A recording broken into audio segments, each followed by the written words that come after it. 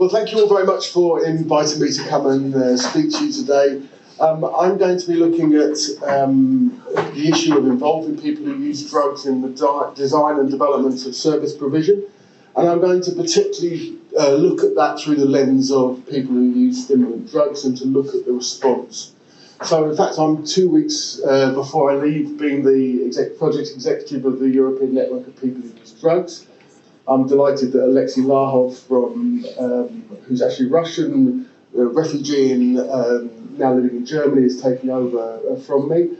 I've been working sort of half-time, well, theoretically half-time for EuroNPUD and also working for COACT. COACT is a technical support agency where we work predominantly in international development, but support drug treatment, harm reduction, but particularly community mobilisation and meaningful participation within those responses.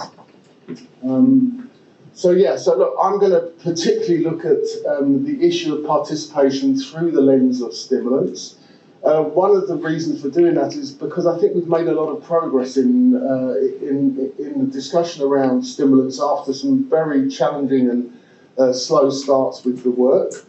And I think sometimes it's helpful to look at the sort of arc of change, standing back. It's one of the advantages of being an increasingly old drug user that I get to see that arc of change. And I think sometimes when we're looking in the midst of crisis, seeing so many of our friends dying, seeing the grief and loss that we're experiencing, particularly working with Canadian peers and US peers who are just totally traumatised at this point. And I think sometimes to be able to stand back and see that we are making remarkable progress right now, and the fact that people who use drugs are being such powerful agents for change, I think is part of the story. It's also an interesting part of why we've had so many problems in the UK. I think the hard takedown of the drug user movement in between 1999 and 2004, something we've never really recovered from in the UK, and I think it's one of the reasons we were so vulnerable to austerity and the attacks on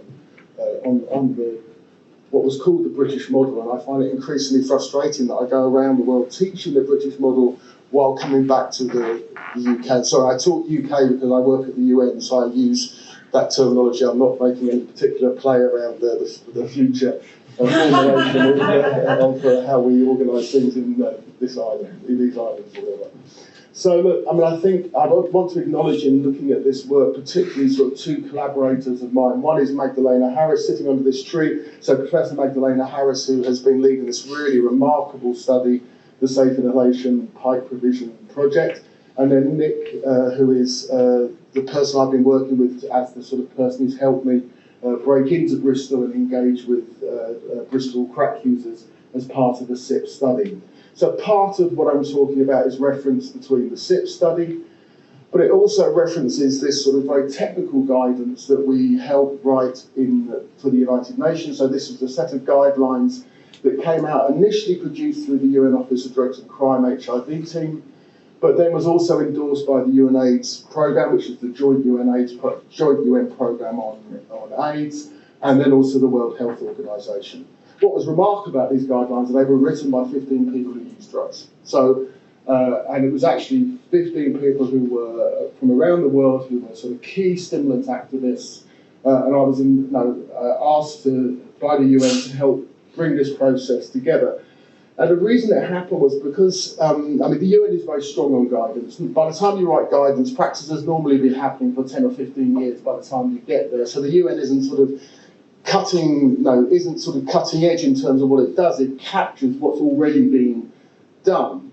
But then it does that and has this really powerful effect because it then endorses it and says, this is the way the work should be done. And then that allows governments and NGOs to then start to raise money and to implement work. And it means organisations like mine, COACT, which are technical support agencies, we're now in the position where we can actually say, right, you want to use community mobilisation as part of the response, let's teach you how to do it, let's help you technically. So it's less of an activist approach, but more an acceptance, right, you're trying to get it right, we've persuaded you, now let's help you do it. And now understanding that community mobilisation is often quite challenging to do, it's not an easy intervention, but there's those of us who've been doing it for 30, 40, 50 years now, and I think understanding that we've got this incredible body of expertise that the war on drugs often dislocates. Now, one of the challenges of the war on drugs is it severs that communication between different generations of drug users, both about how we learn about how to take drugs,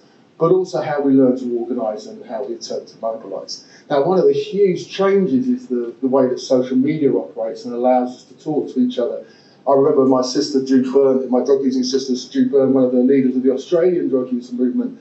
We thought the introduction of fax machines was the most amazing breakthrough of technology. We previously met once every 2 years at the International Harm Reduction Conference, and being able to type out letters, post them out of a printer and put them through this curly machine and write to each other like 3 times a year was just a real revolution at that time. Then e-list came in, and then the fact that we were all communicating with each other and talking to each other. And I was talking to one of my peers in Nigeria this morning about working in Gombe State. That change is also profound, and I really appreciate Karen's presentation, that understanding of how we talk to each other and what a difference it makes when we're no longer isolated and we can actually start to be 15 drug users from all around the world coming together and saying, right, this is what we're doing on the ground, this is what we think is good practice, how do we capture this in a set of guidelines that you can then share with governments and promote around the world. What was interesting was that the first attempts to write these guidelines were done so badly that there was such strong civil society pushback that actually the UN got really terrified and they couldn't bring themselves to write new guidelines for 5 years. Then they tried again and showed me privately what they looked like, and I said, look, they're even worse than the last lot. If you put these out, you're going to be really savaged. And then they stalled again and got really frightened, and then we sort of said to them, look, well, what could be worse than asking a bunch of drug users to do it for you? Because if we do it, and it's published, and we all come to a consensus, nobody's going to attack you. Because who's going to attack a bunch of 15 fearsome drug user activists who are strong advocates? If we write it and back it, it will have credibility. And look, it was a reasonably terrifying position for the UN. I mean, we keep squeezing new videos out, editing out any mention of pleasure, because that scares the shit out of them. The idea of moving from criminalisation to health, I mean, the step to pleasure is just one far too far for this point. But it shows the fact that we're even having that debate. The fact we're having to edit those fine words out means we're pushing right up to the boundary of what's possible. So this is what's changed, and it led to this incredibly amazing production. This was about 2016 by this time, and we thought, right, we've now got permission to go ahead, at which point WHO said, no, we need to do a major literature review, so we then had to stop and wait for 5 major literature reviews to take place.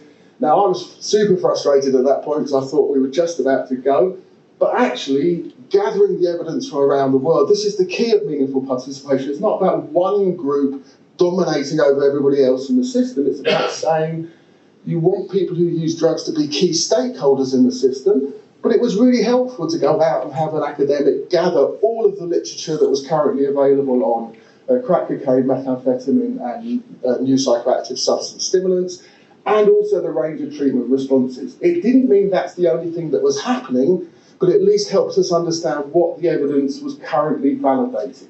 We then worked to bring in the community experience and back up that experience, but the combination was powerful. And it told us that there were these 3 key drugs, these 3 key stimulants that were intersecting with HIV transmission. Now, the focus on HIV is largely because how the UN is funded and organised. So we do cover hepatitis and wider harm reduction. It's just that to get the bit of the UN that we were most able to work with, the bit of UNODC that we were most able to work with, working on this topic, we had to tag it with HIV. And then what the UN does is it comes up with key recognised interventions. So we came up, like if you see around people who inject drugs, there's been 10 interventions around the world that are recognised as the gold standard of responding to people who inject drugs. We then came up with the UN, which was 8 core interventions. So one of the things that happened after the drug user activists came together and wrote the guidelines, and all of us were NHS professionals, health professionals, researchers, managers. We had a whole range of different professional backgrounds, as well as being drug user activists as well.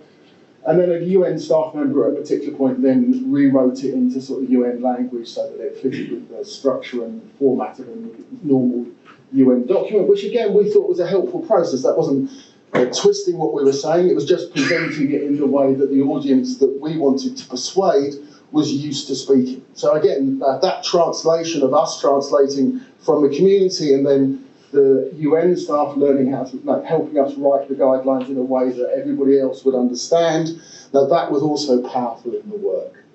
What was also critical about this is that UN recognises that the interventions alone are not enough. Interventions we know are powerful, but you need to set those within these critical enablers, what the UN talks about as critical enablers that are required for the policy to have impact. So critically, addressing the legal environment, what's called the 10-10-10 targets within the UN, which is about removing the criminal barriers or the criminal impediments to actually delivering public health. And so that essentially argues that we really want to get most countries towards decrim. We want to end sex work, criminalisation of sex workers, criminalisation of LGBTIQ plus populations. So we need to remove those laws that hinder the public health response.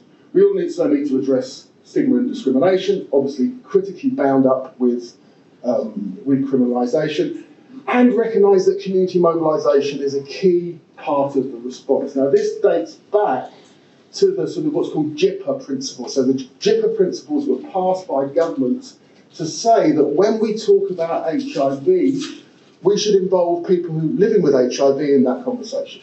Now, that was set in the way that the UN does business. And the World Health Organization, for example, cannot write guidelines about a population unless that population is involved in the writing of the guidelines. The WHO will just turn around and reject the guidelines if they don't see meaningful participation. That creates a very interesting process of dialogue about how we as communities can use that engagement in the system to make sure that the response is appropriate. If you look at the new EMCDA guidelines, the European Monitoring Group on Drug and Drug Abuse, or drug and drug addiction, their new guidelines on people who inject drugs had myself from the European Network of People Who Use Drugs in the Delphi study, and I think you can see through the guidelines the impact of consulting people who use drugs, that the academic literature is presented, but the soft grey literature, the practice coming out of the community is also acknowledged.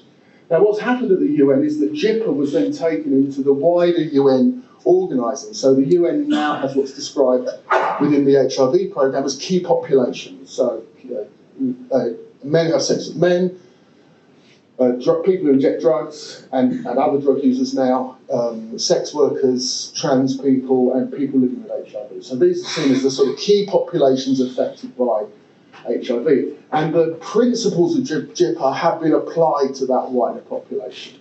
So that really allowed us at the UNAIDS board, so I sat on the UNAIDS board as a representative of people who use drugs, the first time people who use drugs had been represented as a UN body. And we were able to sit there and highlight that people who use drugs were being consistently not engaged by the UN Office of Drugs and Crime in participatory work, unlike every other key population.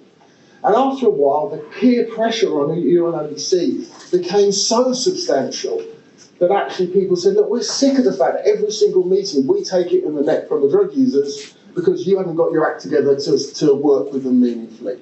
And we're working with them meaningfully. They're sitting on this committee. They seem perfectly reasonable. Why is it you can't work with people?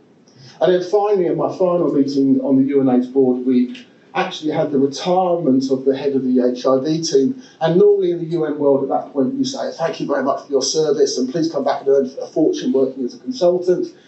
And we actually called for him to be censured on his retirement. And we called for him to be censured for failing to meaningfully involve civil society, which in the UN world is really like taking all your clothes off in the middle of a meeting and jumping up and down. It's really a breach of diplomatic protocol. But we insisted, and we actually got the UN team to back us. We got country delegations to back us, and it was a really significant moment. It brought a new management team came in and sat down at a certain point, were negotiating with us to try to stop us hammering them in a meeting for their lack of meaningful participation. And out of that came a civil society mechanism that had its 13th meeting at the UN Commission on Narcotic Drugs. And just remarkable, sitting in a meeting where you have people introducing themselves, all the harm reduction networks, all the drug policy networks, and then Middle East and North Africa network of people who use drugs, the African network of people who use drugs, the network of Asian people who use drugs, international network of people who use drugs, the European network of people who use drugs, the Eurasian network of people who use drugs. No, from that original UN delegate, that UN official, who when I went and I first said to him, would it be helpful as the head of the international network of people who use drugs if we had a quarterly meeting? And he said, why would I want to do that? Now, 13 years later, we have a civil society mechanism which has a joint workload programme that mandates UNODC HIV staff to work in partnership with their country drug user groups. And then we audit whether or not they do that work. Now, it's dry, it's boring, but it's the way that you can start to manage the system to make sure the system delivers in the way that we want it to respond. And critically, we now have these, the UN likes these numbers 30, 50, 10, and all this. So this is what's called the 30, 80, 60 targets. But look at those targets. This is the new targets for the Global AIDS Strategy. 30% of all future testing and treatment services with a focus on HIV testing will be delivered by community-led organisations.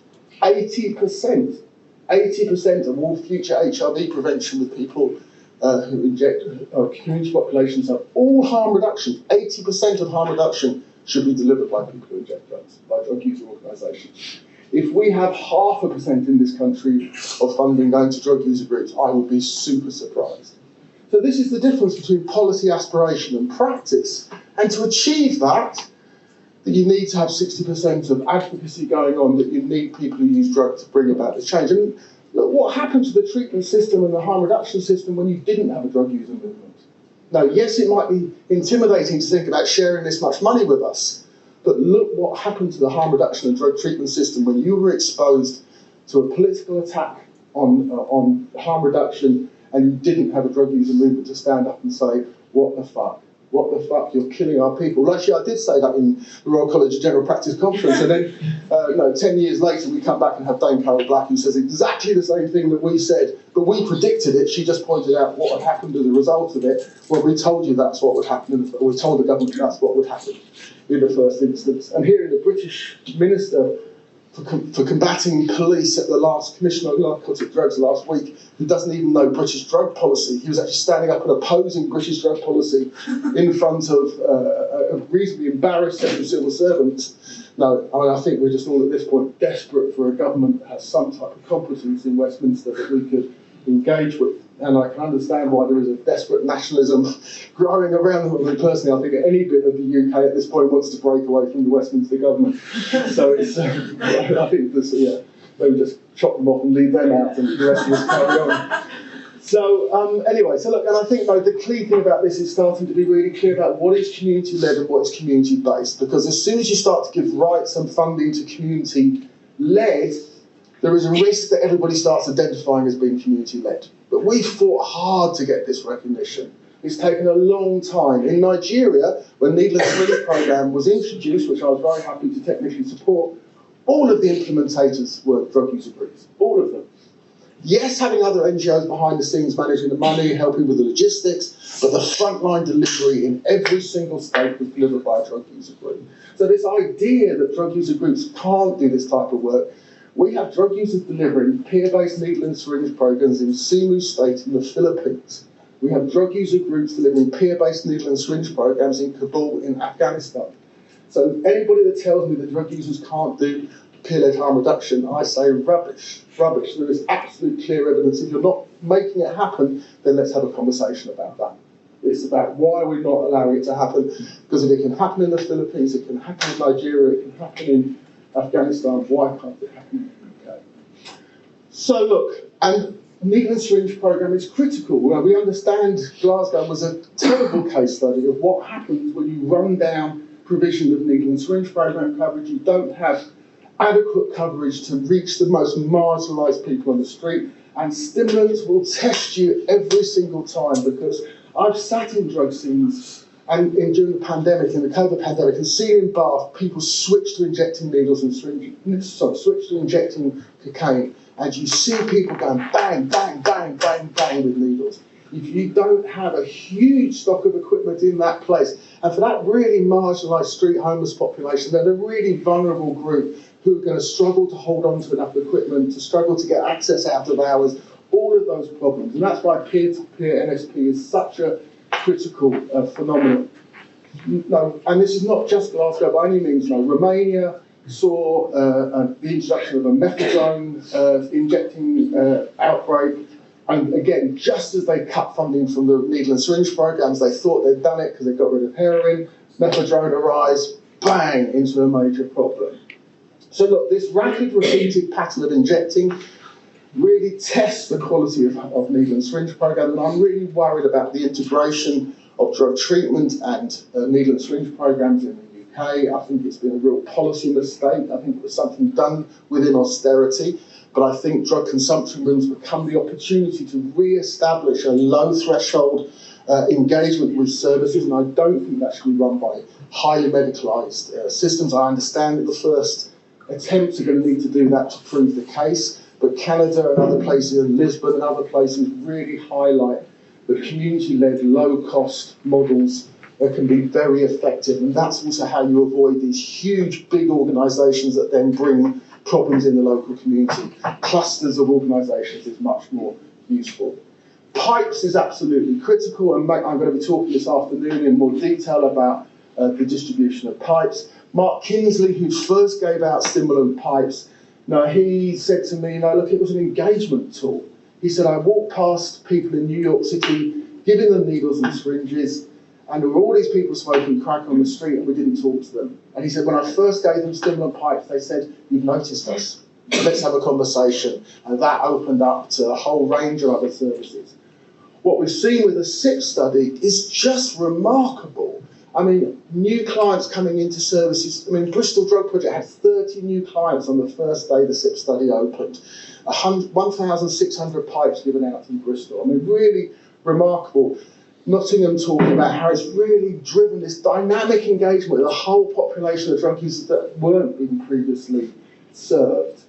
So we're now understanding that we've got this whole range of different services that we, harm reduction services that we want to respond.